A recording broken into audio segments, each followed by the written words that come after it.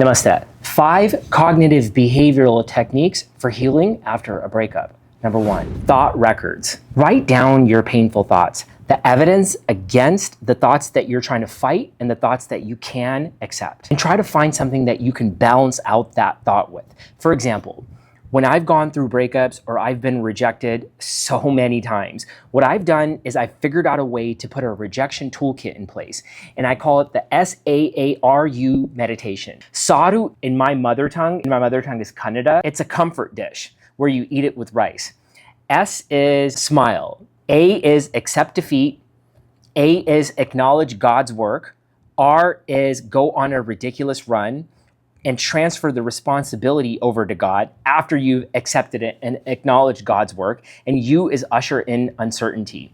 This is one way you can balance out what you're thinking. Number 2, behavioral activation. Do one small activity, even if you feel your motivation is low. There are so many patients I've seen, but one in particular, who said that when she went through a breakup, she went to bed on Friday and just didn't get up for the next day or two. After that, she said she's been tired, demotivated, and not able to do anything. That body that sits, that body that lies down, that body that feels depressed will always feel like that. You're entitled to those feelings. You should not try to fight it or overcome it or deal with it. But cognitive behavioral technique is where you write it down and you figure out a way to maybe schedule it in. So that way you're not at a point where you are saying mean things to yourself and you don't hate yourself because you've taken time to write it down actually. And when you're talking about making yourself doing something that you don't want to after a breakup, you're gonna just have to make yourself do it. And the more you do it, your anterior cingulate cortex will realize that you're trying to do dopamine delay, and you'll be able to attune your mind a little bit more to the little things that you don't want to do. Try to engage in these activities 1 second at a time. There will be a link in the description to a mind hygiene guide that's supported by medical evidence that you can follow along, which is a writing technique where you don't need me or a doctor or a coach to guide you. You can do it by yourself. And mind hygiene heavily draws from cognitive behavioral therapy. Number 3, cognitive reframing. Catch these words, these self-limiting beliefs. Always, never, can't, won't, it's my ADD, it's my depression, it's my anxiety. These are beliefs that you want to figure out a way to rewire. There are patients who are always like, you know what? I'm having such a difficult time focusing after my breakup, and it's my anxiety and my attention deficit disorder. Here's the problem. The problem is that doctors displace these things on patients. We give you a medication and then give you an additional problem. I do not say that a patient has a disorder. I do not say that a patient has anxiety disorder, and I will not say that you have attention deficit hyperactivity disorder. Instead, you're using your anxiety to your advantage by stopping at a stoplight. You are sad because that's a normal part of life. Normal is a strong word. You get what I'm saying. It's a part of your life. You're entitled to feel like that. But if you say it's my depression, then that's your identity. If you say that I can't focus because I have ADD, that's your identity. No, I have a tough time focusing if I have 30 tabs open. Now you're identifying with something that you have control over. Number 4, curious questioning. Ask yourself, is this 100% true? Are you making something up? Are you figuring out a way to have this negativity bias? Are you trying to figure out this positivity bias?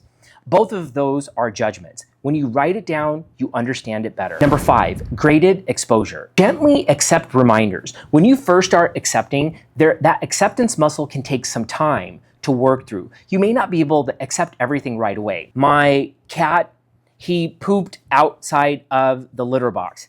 Not very normal for him. I mean, I didn't get upset at all. I got worried. But years ago, I would have been like, dang, I can't believe that. I got to clean it up. That would be because of a resentment implicit bias. There is this problem that I had with my dad when I was younger, this problem that I had with people at school, an ex-girlfriend that I still have resentment towards, that I have not forgiven myself, and thereby I'm walking around with a resentment all the time. When Kitty does something, or my dog Suwarna does something, my other cat's in the room there, pooping on the floor. There are some rare times that she might growl at him. But you can see in all the videos how we just get along, don't we? It's the cooler family. Yaro puta.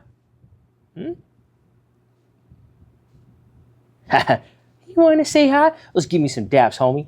That's right. Oh, that's right, man. Putani no. Ni suarna. As you keep on accepting things throughout the day, slowly but surely, you'll be able to develop that muscle. And slowly but surely, as I started accepting all of these things that happened to me, instead of trying to control them, and I learned ways to forgive myself by writing several times over several years, writing down the same memory tens of hundreds of times in different ways. Obviously, I've been to all of these therapies too: cognitive behavioral, dialectical behavioral therapy, eye movement desensitization, reprocessing therapy, rational emotive behavioral therapy, metacognitive behavioral therapy, one of my favorites. They're all my favorite, but that's one of my favorites. Mindfulness-based cognitive behavioral therapy. Oh boy, add the mindfulness-based to cognitive behavioral therapy. You got me talking. Isn't that right, little kitty mare? And then, of course, mindfulness-based stress reduction, my life experiences. All of these things, you will be able to develop this muscle where you'll be able to depend on yourself. And you can have that decrease that cortisol, that stress hormone, by depending on yourself. Increase your serotonin, oxytocin, delay the dopamine, decrease the hits on the amygdala, the norepinephrine and epinephrine. Live in neurospiritual sovereignty, where you're not tied down to the emotions. The neurochemicals are consecrated, meaning you've surrendered to a higher purpose and you're experiencing sovereignty. You're free emotionally. We'll go over the 5 things one more time. Number 1 is thought records, writing things down. Number 2, behavioral activation. Number 3, cognitive reframing. Number 4, curious questioning. Number 5, graded acceptance exposure. If you found value in this video, please subscribe, hit the notification bell. I'll be dropping videos every Wednesday at 4 p.m. Pacific Standard Time on how to believe in yourself if you're going through a breakup, emotional isolation, or experiencing a life tragedy. Also, please share an inspirational comment below. Let me know how I'm doing and how I can improve the video and how cognitive behavioral therapy has worked for you if you've tried it. Namaste.